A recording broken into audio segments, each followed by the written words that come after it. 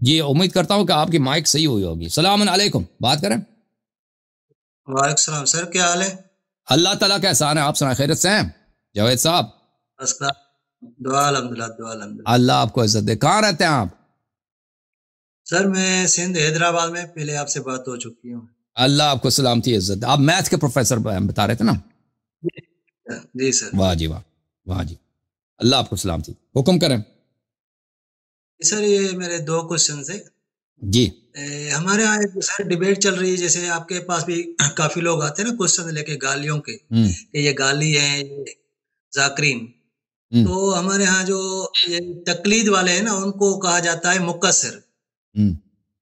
یہ ذاکرین کے حمایتی کو کہا جاتا ہے گالی، اور تقلیدیوں کو کہا جاتا ہے مقصر. تو یہ مقصر کی سر تھوڑا وضاحت کریں کہ تو دیکھیں، مقصر کی احادیث میں کوئی تعریف نہیں ہے کہ مقصر کون ہے.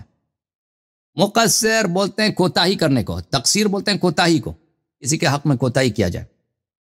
لیکن روایات میں مقصرین کا ذکر ہے. مقصرین کی اتنی شدید مذمت نہیں ہے جتنے غلات کی تکفیر ہے.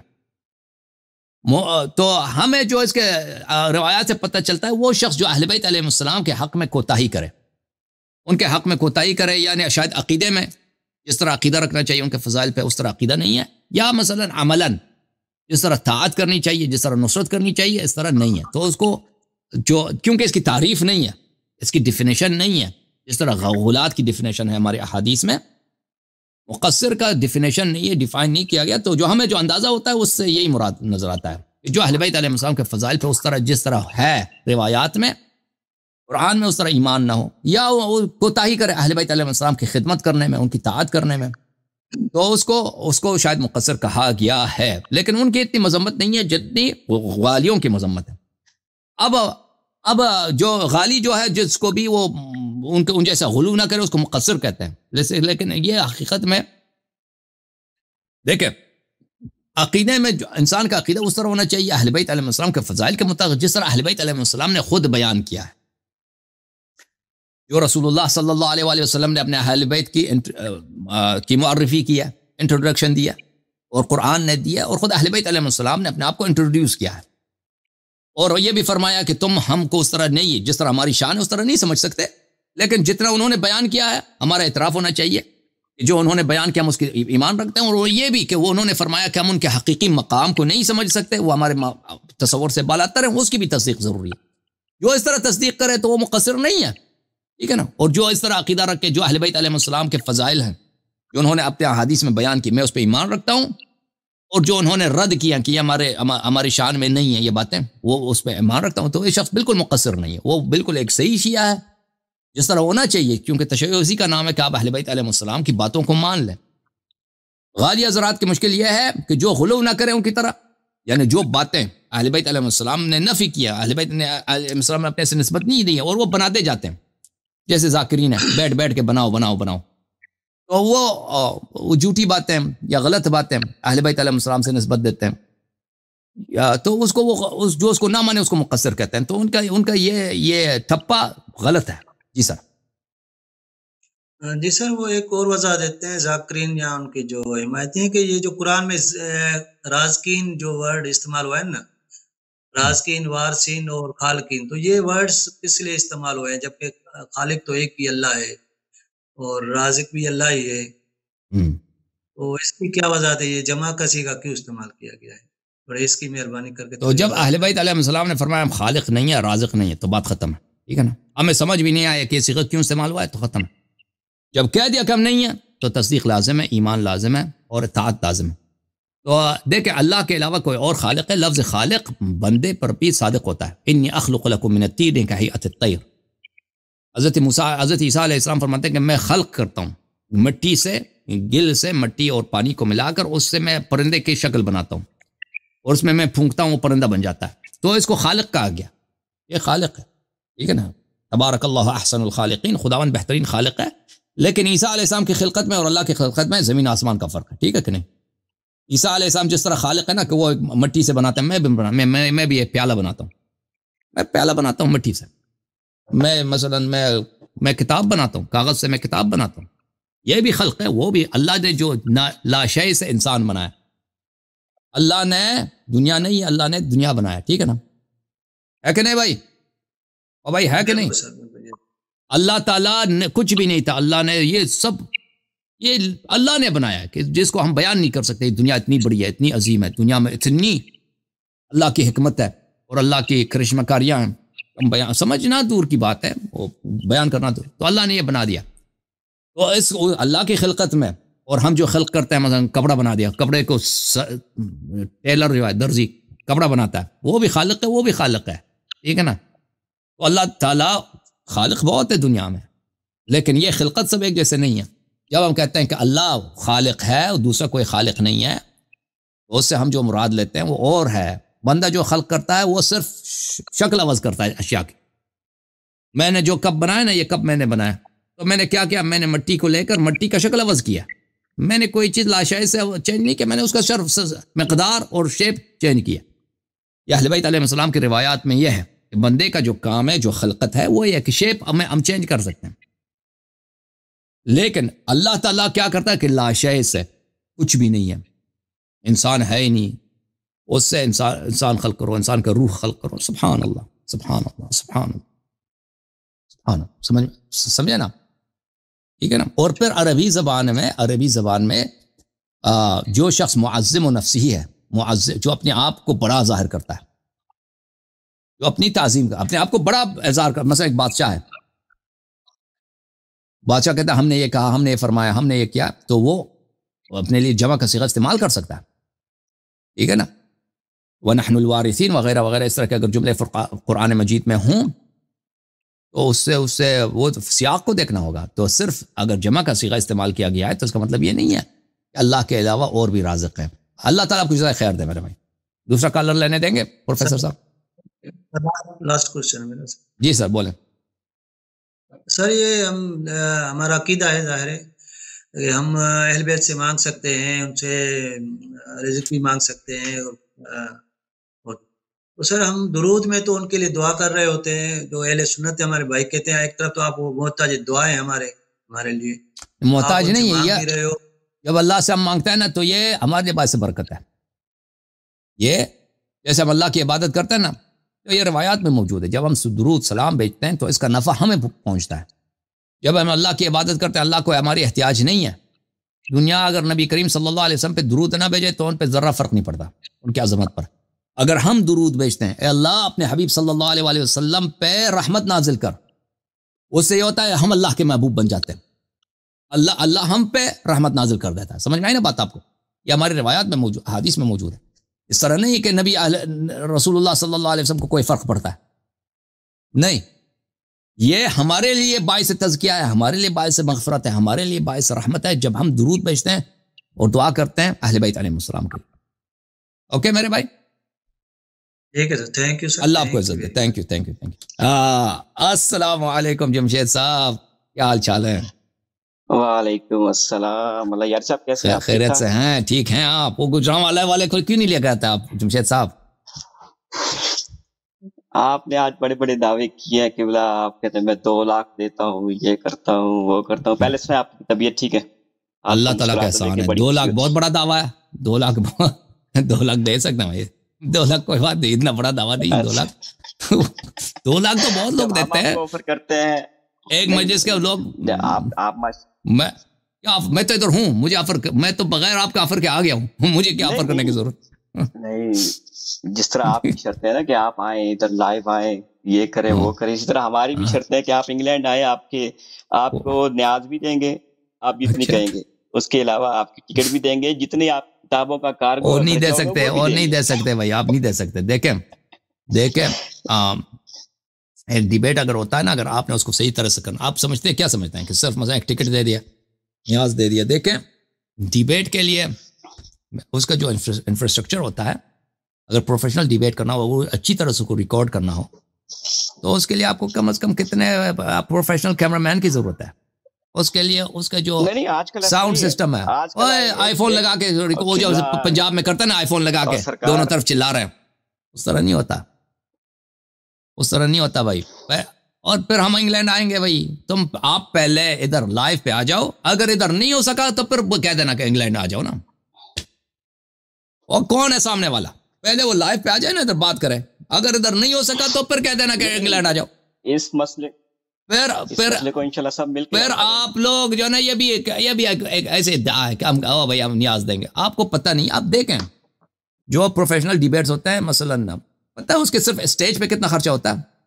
اس کے اسٹیج پہ کئی کم، اگر $1,000,000 کا خرچہ نہ تو کئی $1,00,000 کا خرچہ ہوتا ہے. یہ لوگ سمجھتے ہیں کہ ڈیبیٹ جو ہے ایسے ہی ہوتا ہے. جو آپ کے ٹی وی وغیرہ پہ جو ڈیبیٹس نظر آتے ہیں وہ اس طرح نہیں ہوتا کہ بھائی وہ کسی کو ٹکٹ دے دے آ گیا. ٹی وی پہ جو آپ ڈیبیٹ دیکھتے ہیں مثلا 2 پارٹیز بیٹھے ہیں، ماڈریٹر بیٹھا ہے، ادھر مائک وغیرہ لگا ہوا ہے، ساؤنڈ سسٹم ہے. صرف اس کے سیٹ اپ پہ کئی $1,00,000، اگر $1,000,000 کا خرچہ نہ ہو، صرف اس کئی $1,00,000 خرچہ ہوتا ہے. پھر اس کی ریکارڈنگ پہ اس کے ریکارڈنگ ایک منٹ آپ کو پتہ نہیں ہے. آپ سمجھتے ہیں کہ ایسے ہی ہوتا ہے. آپ کبھی زندگی میں کوئی پروفیشنل اسٹوڈیو میں گئے؟ نہیں، ضرورت نہیں ہے نا اس کے لیے. تو کبھی گئے نہیں نا، کبھی گئے نہیں. آپ کو پتہ نہیں کہ پروفیشنل اسٹوڈیو میں کیا ہوتا ہے، اس میں کتنے کیمرہ مین. پتہ ہے آپ کو ایک پروفیشنل کیمرہ مین اگر آپ انگلینڈ میں ہائر کریں وہ کتنا آپ سے لے گا ایک دن کا؟ ایک آدمی ایک دن میں کم از کم مجھے نہیں لگتا کوئی پروفیشنل کیمرہ مین ایک دن میں $1,000 سے کم لے گا. اور آپ کو کئی ایک کی ضرورت ہوگی. وہ ہمارا مسئلہ ہے سر. نہیں میرا آپ کا مسئلہ، وہ میرا مسئلہ ہے. میں یہاں سے انگلینڈ اس لیے نہیں آؤں گا کہ آپ آئی فون لگا کے بیٹھیں. ہم آئی فون لگا کے بیٹھے ہیں کہ میں لائری کا ریکارڈ کر رہا ہوں. نہیں میں آؤں گا نا تو کرو میں اپنا لے کے آؤں گا. میں آپ کو ایسے ادھر دعوے نہ کرو کہ ہم خرچہ دیں گے. آپ کو پتہ ہی نہیں کہ اس میں ایسے جو پبلک ڈیبیٹ ہو نا، اس طرح کے پبلک ڈیبیٹ میں لاکھوں $1,00,000 کا خرچہ ہوتا ہے. ایک منٹ شمشید دیکھیں قبلہ جی بس ختم ہے بات، اب ختم ہے. اس طرح آپ نے جو بات کی نا کم آپ لاکھوں $1,00,000 آپ انگلینڈ نہ جاؤ. بھائی تم پہلے مرد بنو، اپنے مولوی کو ادھر لے کے آؤ، اپنے عالم کو ادھر لے کے آؤ، مجھ سے بات کرے نا آن لائن. ادھر نہ ہو سکا پھر کہہ دینا انگلینڈ آ جاؤ. اور پھر پتہ ہی نہیں ہے کہ ایک ڈیبیٹ وہ جو پنجاب میں وہ کرتے ہیں بریلوی اور دیوبندیا سندھ کے گاؤں میں بیٹھ کے آئی فون لگا دیا، ریکارڈ کر دیا. انگلینڈ میں اس طرح نہیں ہوتا ڈیبیٹ میرے بھائی. وہ اس میں سیکیورٹی، پتہ ہے سیکیورٹی کے کتنے خرچے ہوتے ہیں. اگر آپ اس طرح کا اگر اس میں سیکیورٹی، اس میں آپ کو پروفیشنل گارڈز لینے ہوں گے.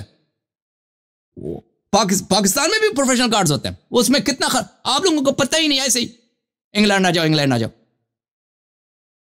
بات کرنے کے اگر آپ پہلے لائق بنیں پھر ہم سے مزید انشاءاللہ گفتگو کریں گے. اللہ تعالیٰ آپ سب کو عزت جزائے خیر دے. میرے عزیزوں، یہاں پہ یہ لوگ تو آپ کو تو پتہ ہے جن لوگوں نے مناظرہ نہیں کرنا ہوتا نا، ان کو علماء نے وہ یہ کہتے ہیں کہ آپ ادھر آ جاؤ، فلان جگہ آ جاؤ. میں کیوں آ جاؤں جب یہ آن لائن ہو سکتا ہے؟ تو آنے کی ضرورت ہے. السلام علیکم، کیا حال چال ہے بھائی صاحب؟ وعلیکم السلام. اللہ یاری صاحب کیا حال ہے جی؟ اللہ تعالیٰ کا احسان ہے. کیا نام ہے آپ کا؟ کہاں سے کال کیا آپ نے؟ جی میرا نام غلام حسین امینی ہے، میں فریزنو کیلیفورنیا سے بات کر رہا ہوں. واہ جی، اپنے کول ہی سے، اپنے پاس ہی سے، اپنے پڑوس سے. خیریت سے آپ؟ جی میرا بھی تعلق افغانستان سے ہے، غزنی سے ہوں. اللہ آپ کو عزت دے، اللہ تعالیٰ آپ کو جزائے خیر دے. کیا حکم کریں بھائی صاحب؟ غلام حسین بھائی بات کریں. جی سر. اوکے سوری پہلے جو ڈسٹربینس ہوئی تھی. نہیں کوئی بات نہیں. اللہ آپ کام پہ مشغول ہیں، اللہ آپ کو اللہ آپ کام میں برکت دے. شکریہ سلامت رہیں. یہ افغانستان میں جو سادات مثلا جو وہاں کے سادات ہیں، وہ تو ایک تو وہی مسئلہ جو پاکستان اور انڈیا میں ہے، اس سے بدتر وہاں ہے. اس پر آپ کی کمنٹ چاہیے مجھے، کیونکہ وہاں جو سادات ہیں انہوں نے ناصبیوں سے اتحاد کر رکھی ہے قوم سادات کے نام پر. تو وہ ہمیں چچے انگریز کے کر ہمارا تکفیر بھی کرتے وہ لوگ. تو پہلے تو اس پر آپ کی کمنٹ چاہیے. دوسرا یہ کہ جو وہ جمل والی عورت ہے ان دو میں سے، اس کے متائن میں نے کبھی آپ سے یہ نہیں سنا کہ، اس لیے کہ مجھے یہ جملہ ملا اس عورت کے فرمودات میں سے، الست تزعم انک رسول اللہ، کیا وہی نہیں جو سمجھتے ہو کہ آپ اللہ کے نبی ہو؟ اس کے متائن میں آپ نے کبھی اس جملے سے استدلال نہیں کیا. کیا آپ کے نزدیک یہ روایت صحیح نہیں ہے یا ضعیف ہے، کیا ہے مثلا؟ نہیں میں نے تیسرا سوال اچھا آپ کی خدمت میں عرض کریں. ابھی آپ نے جو افغانستان میں سادات کے متعلق بولا ہے کہ یہ لوگ شیعوں کی تحقیر کرتے ہیں، اور نواسب کے سے محبت کا اظہار کرتے ہیں تو ایک مصیبت ہے، یہ حق ہے، یہ غلط نہیں کر رہے میرے بھائی۔ جو شیعہ سید ہیں وہ شیعوں نہیں سر، انہوں نے سادات قوم کے نام پر ان سے اتحاد قائم کیے، اور ان کو اپنا بھائی کہتے ہیں، ان کو اپنا بھائی پکارتے ہیں۔ ہم ہزارہ لوگوں کو چوچے چنگیز کہہ کر تکفیر کرتے ہیں، یعنی ہمیں وہ مسلمان ہی نہیں سمجھتے، ہم شیعہ ہی نہیں سمجھتے۔ بالکل تو یہ ایک بہت ہی بڑی مصیبت ہے، اور یہ ایک بہت جہالت ہے، اور یہ اہل بیت علیہ الصلوۃ والسلام سے حرب ہے۔ لیکن جو شیعہ ہے، چاہے کسی بھی خاندان کا ہو، اس کا سے محبت کرنا واجب ہے، اس سے محبت، شیعہ چاہے وہ کسی بھی نسل سے ہو، کسی بھی خاندان سے ہو، کسی بھی نسل سے ہو، یہ تبرع اور تولا یہ واجب ہے۔ اہل بیت علیہ السلام کے دوستوں سے دوستی کرنا اور ان کے دشمنوں سے دشمنی کرنا۔ اگر کوئی شخص اہل بیت علیہ السلام، یہ میں نے آج امام رضا علیہ الصلوۃ والسلام کی جو حدیث ہے میں نے آپ کو پڑھ کے سنایا تھا نا، کہ اگر دیکھیں کسی کو میں نے پروگرام آپ کا دیر سے شروع کیا دیکھنا، اس لیے آپ اس کا میں دوبارہ پڑھتا ہوں، کوئی بات نہیں۔ امام رضا علیہ السلام نے فرمایا اپنے بھائی، ان کا ایک بھائی تھا زید نام تھا، امام رضا علیہ السلام کا سکا بھائی ہے، یعنی حضرت موسیٰ بن جعفر علیہ السلام کا بیٹا ہے۔ تو وہ اس کو امام رضا علیہ السلام نے فرمایا کہ فرمایا امام رضا علیہ السلام نے اپنے بھائی سے کیا کہا؟ اب عیون الاخبار شیخ صدوق رحمۃ اللہ علیہ کا، یہ اس میں زید النار کا جو باب ہے، زید النار، اس کو زید النار کہتے ہیں، آگ والا زید، کیونکہ اس کے کچھ ایسے افعال ایسے تھے، وہ بہرحال اس کی تفصیل ہے اپنی جگہ پہ۔ اس نے امام علیہ السلام نے فرمایا زید ایاک ان تہین به من تصول من شیعتنا فیذهب نورک، اے زید تم ہمارے شیعوں کو تنگ کرتے ہو، تم ہمارے شیعوں کا مال ہڑپ لیتے ہو، اللہ سے ڈرو، اگر تم ہمارے کسی ایک بھی شیعہ کی تو توہین کرو تو تیری ساری سیادت کا نور نکل جائے گا۔ اور یا زید انما شیعتنا انما ابغضهم الناس وعاودهم واستحلوا دماءهم واموالهم لمحبتهم لنا واعتقادهم لولایتنا۔ اے زید دیکھ لو کہ لوگ شیعوں سے دشمنی کرتے ہیں اور ان کے مال کو چھیننا جائز سمجھتے ہیں اور ان کے خون کرتے ہیں اور ہر طرف ظلم کرتے ہیں، کس لیے؟ اس لیے کہ شیعہ ہم سے محبت کرتے ہیں اور ہمارے ولایت کے معتقد ہیں۔ بلے فانت ان اسأت الیہم ظلمت نفسک وبطلت حقک، اگر تم ان میں سے کسی ایک شیعہ پہ ظلم کرو اور ان کی توہین کرو تو تم فاسق بن چکے ہو اور تمہارے سیادت کا حق باطل ہے۔ اور پھر امام رضا علیہ الصلوۃ والسلام نے فرمایا انا اہل بیت وجب حقنا برسول اللہ صلی اللہ علیہ وسلم فمن اخذ برسول اللہ صلی اللہ علیہ وسلم حقا ولم يعط الناس من نفسه مثله فلا حق له۔ ہم کیا ہیں؟ ہم وہ خاندان ہے کہ اہل بیت علیہ الصلوۃ والسلام کا ہمارا حق رسول اللہ صلی اللہ علیہ وسلم کی وجہ سے لوگ ہماری عزت کرتے ہیں اور ہم سے احسان کرتے ہیں، ان کی وجہ سے ہمارا حق واجب ہے۔ تو جو لوگوں سے رسول صلی اللہ علیہ وسلم کے نام پہ حق لیتے ہیں اسی طرح کا حق واپس کرنا ہوگا، دینا ہوگا، یعنی جو لوگوں سے احترام مانگتے ہیں، لوگوں سے خدمت مانگتے ہیں کہ میں فرزند رسول، اسی طرح کا حق دوبارہ لوگوں کو دینا، جس طرح احترام لوگ کرتے ہیں اسی طرح دینا ہوگا آپ کو، جس طرح لوگ احسان کرتے ہیں آپ پر اسی طرح آپ کو احسان واپس دینا ہوگا لوگوں پر۔ اس طرح نہیں کہ میں فرزند رسول لیتا رہوں اور واپس لوگوں کا فریضہ ہے کہ میرا احترام کرے اور میں لوگوں کا احترام نہ کروں۔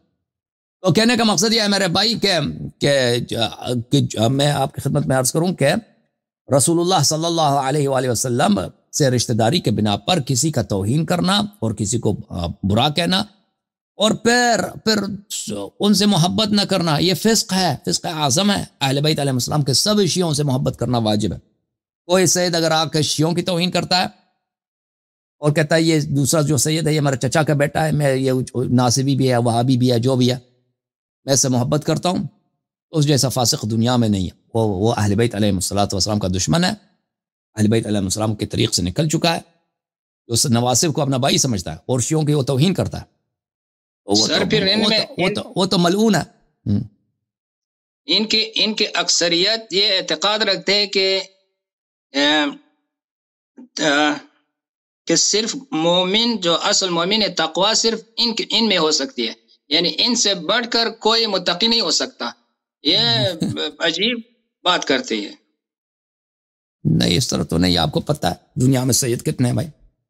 ابھی امریکہ میں آ جائیں، سید شرابی ہیں، سید کسینو میں ان کا رہنا سہنا ہی کسینو میں ہوتا ہے۔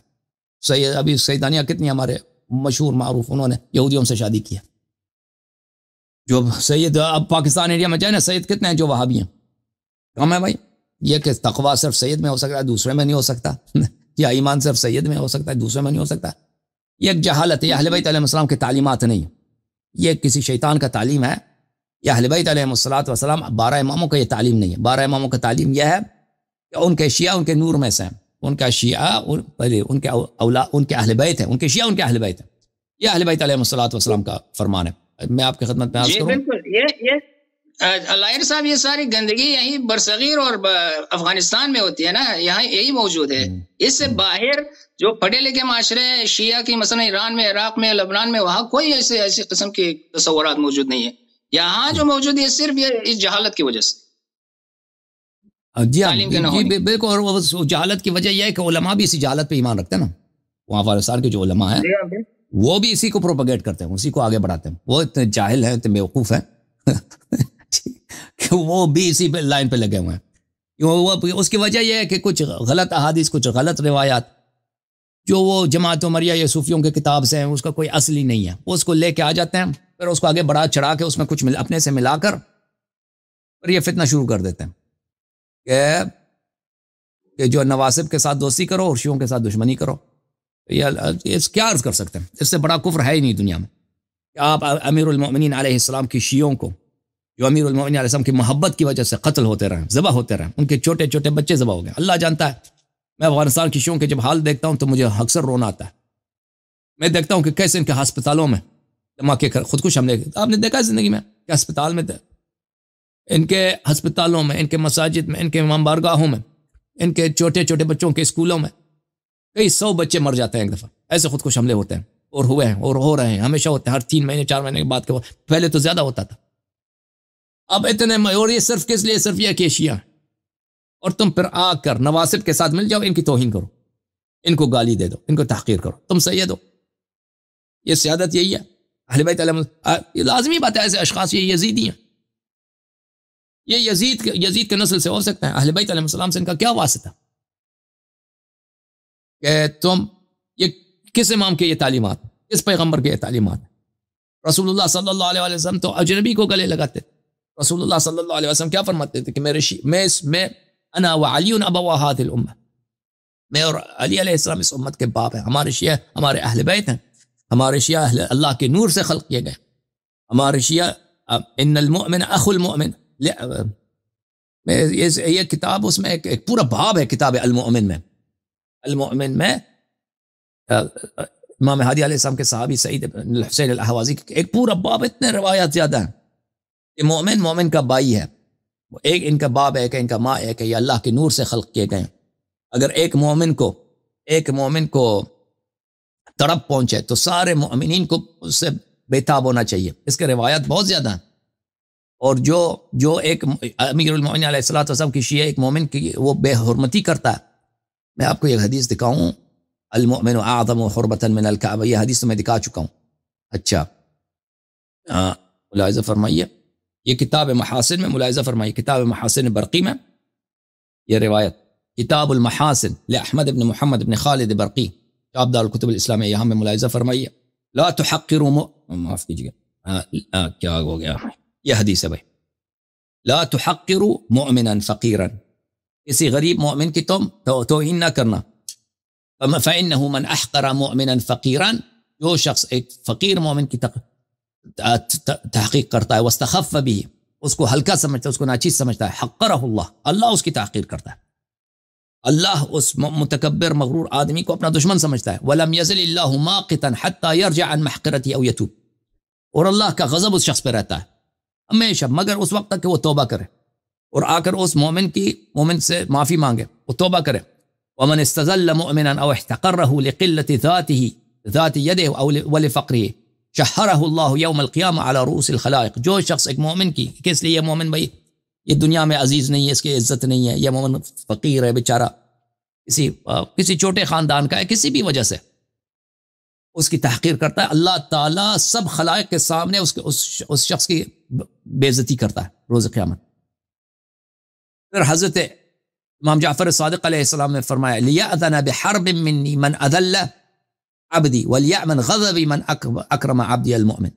اللہ تعالیٰ کا فرمان ہے کہ جو شخص ایک مومن کی بے عزتی اور تحقیر کرتا ہے تو وہ مجھ سے اس نے جنگ کا اعلان کیا. وہ کفر ہے. جو اللہ سے لڑتا ہے وہ کافر ہوتا ہے. وہ مجھ سے لڑائی کا اس سے اعلان کیا. اور جو شخص مومن کی عزت کرتا ہے وہ میرے غضب سے وہ امن میں ہے. میں اس پہ غضب نہیں کروں گا. تو مومن کا اتنا وہ ہے, اتنا وہ کسی بھی خاندان کا ہو, اتنا مقام ہے.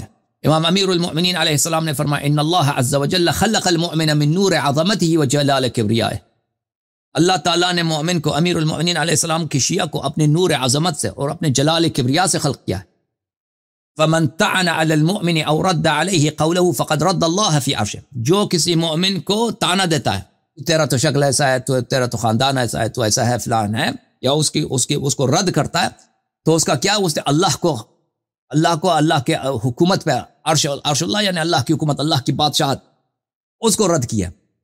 وَلَيْسَ مِنَ اللَّهِ فِي شَيْءٍ وَإِنَّمَا هُوَ شِرْكُ الشَّيْطَانِ.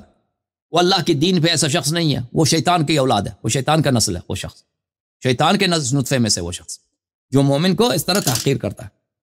تو یہ بہت غلط بات ہے. انشاءاللہ تبارک و تعالی اس کے سبب جہالت ہے اور علماء کی ضلالت اور گمراہی ہے, اور اہل بیت علیہ السلام کے احادیث کو بھول جانا. اہل بیت علیہ السلام نے کتنا اصرار کیا, اللہ جانتا ہے کہ اہل بیت علیہ السلام نے جتنا اصرار کیا مومن کے, شیعہ کی عظمت پر, شیعہ کے ایک دوسرے کے حقوق پر. یہ بہت ہی ایک وسیع باب ہے اس کو, کیونکہ شیعہ لوگ بھول چکے ہیں, علماء بیوقوف ہیں, مولوی لوگ بیوقوف ہیں, وہ ایک اور وادی میں پڑے ہوئے ہیں, وہ ایک دوسرے وادی میں پڑے ہوئے ہیں. وہ غلط روایات کہ اگر مومن اگر صحیح شراب بھی پیتا ہے تو اس کا احترام کرو, اس طرح کی جو روایت بھی نہیں ہے نا, صوفیوں وغیرہ کی کتابوں سے لے کر وہ انہوں نے مشہور کر دیا روایت کے طور پر, تو اس کا نتیجہ یہ نکلا ہوا ہے, یہ مصیبت بنا ہوا ہے. تھینک یو میرے بھائی, اللہ آپ کو عزت دے.